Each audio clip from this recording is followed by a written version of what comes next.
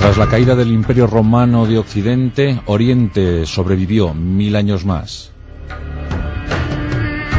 Con una capital constituida en epicentro de aquel mundo civilizado, aquel Oriente del Mediterráneo. Los bizantinos se enseñorearon de un imperio, de todo un imperio, no sin amenazas.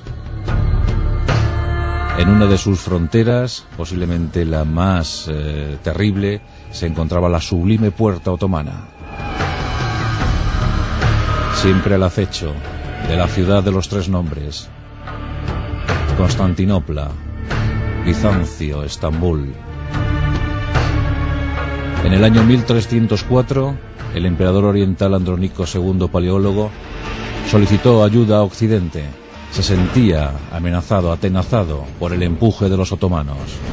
Los turcos amenazaban con arrebatarle el imperio. Andrónico obtuvo una exigua respuesta por parte de sus presuntos aliados. Era un tiempo difícil, complicado. Francia e Inglaterra se disponían a librar o a iniciar los combates en aquello que se denominó la Guerra de los 100 años. Otras potencias no tenían en ese momento suficientes recursos económicos ni humanos para ayudar a su amigo oriental. Pero sí, en cambio, desde la antigua Hispania, desde la península ibérica, se alzó la voz de la corona aragonesa para acudir en la ayuda, a intentar socorrer, paliar el peligro inminente que se cernía sobre los orientales, sobre los bizantinos. De ese modo, los aragoneses dispusieron que su mejor tropa de choque, sus combatientes de asalto, los almogávares, compañías invencibles, con su lema "Despierta fierro", pues acudieran en ayuda de Andrónico II. Y con tal motivo, 4000 infantes y 1500 jinetes, a cuyo frente se situó Roger de Flor, el mejor de los comandantes almogávares del momento, embarcaron en diferentes galeras, diferentes buques, para zarpar rumbo a Bizancio.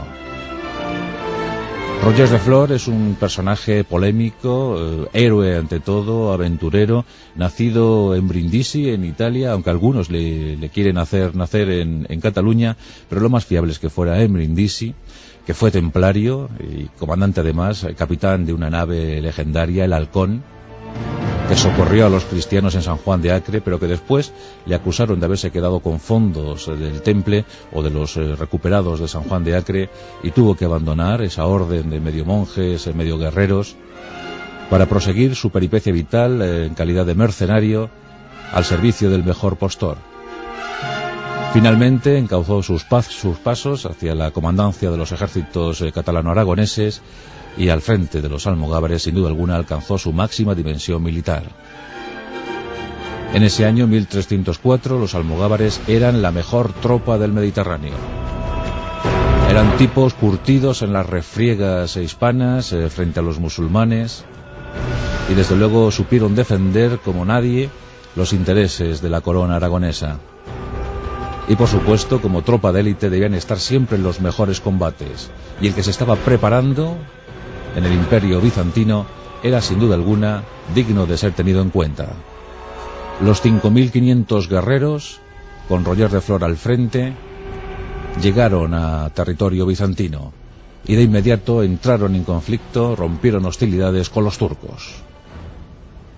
En cruentas batallas, los almogávares hicieron retroceder a los otomanos.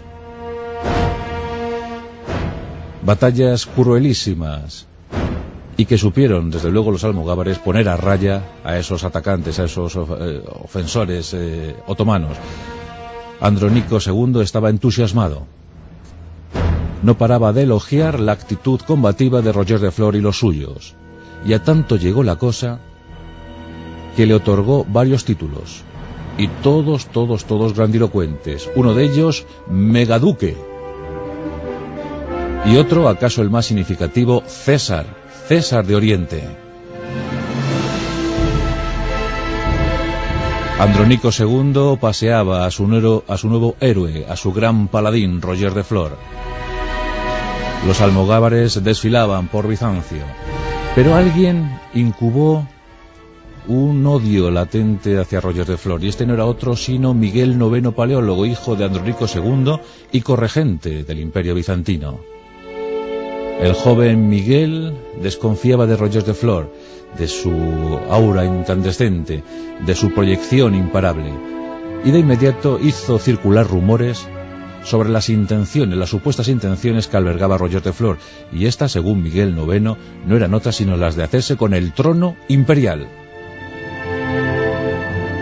Estos rumores, estos cotilleos, por supuesto, eran infundados. Roger de Flor no quería otra cosa sino servir a la corona aragonesa, triunfar en las batallas frente a los otomanos y regresar victorioso a la península ibérica. Solo quería eso. Pero Miguel IX decidió otra cosa y, bueno, pues preparó el escenario adecuado para que su padre picara el anzuelo. Aunque, bueno, también el padre se dejó embaucar, porque ya para entonces, en 1305, también él desconfiaba seriamente de Roger de Flor. El 5 de abril de 1305, Roger de Flor y 130 de sus mejores oficiales eran invitados a un banquete, a una cena en la que se iba a brindar por la heroicidad de los almogávares. Todo era una trampa, una terrible treta, tramada, organizada por Miguel IX y su padre Andrónico II. La sala quedó sellada, cientos de guerreros bizantinos aparecieron y asesinaron, pasaron a cuchillo a los 130 oficiales almogávares y a su jefe, Roger de Flor. En principio, Andrónico II sonrió complacido por la masacre, pensando que se había quitado de en medio un terrible problema. Los almogávares le habían librado de los turcos, sí, pero él se había librado ahora de esos almogávares que posiblemente iban a ser muy molestos en el futuro. Lo que no pudo suponer el emperador, el trémulo emperador bizantino, es que los supervivientes se iban a revolver contra él. En efecto, así fue. Las compañías almogávares clamaron venganza. Y cientos de guerreros catalano-aragoneses empezaron a desolar tramos importantes del territorio bizantino. Tracia, Macedonia, y a tanto llegó la cosa que aquel conflicto se empezó a llamar la venganza catalana.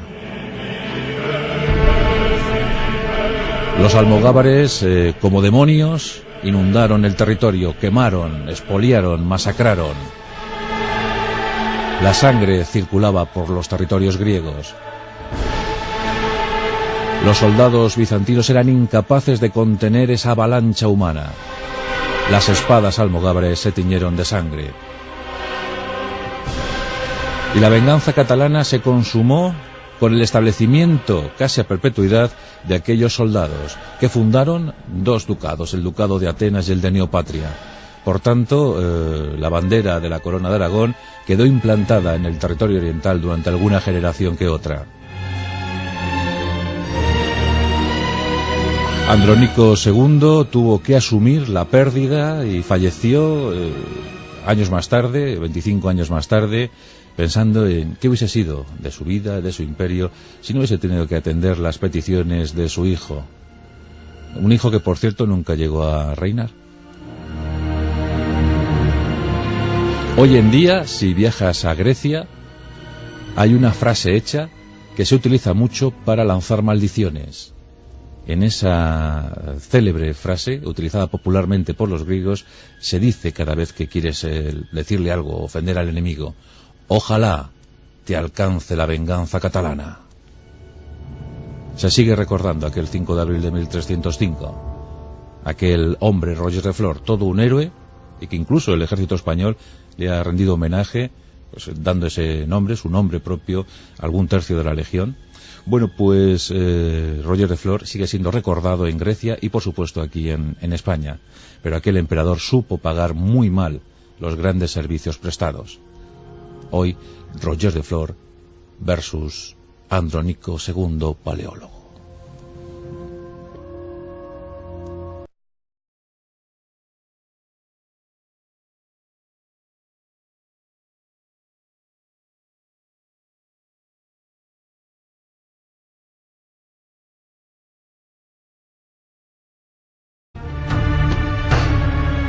En el año 1304, el emperador oriental Andrónico II Paleólogo solicitó ayuda a Occidente. Se sentía amenazado, atenazado por el empuje. Se encontraba la sublime puerta otomana, siempre al acecho de la ciudad de los tres nombres: Constantinopla, Bizancio, Estambul. Los bizantinos se enseñorearon de un imperio, de todo un imperio, no sin amenazas. En una de sus fronteras, posiblemente la más terrible,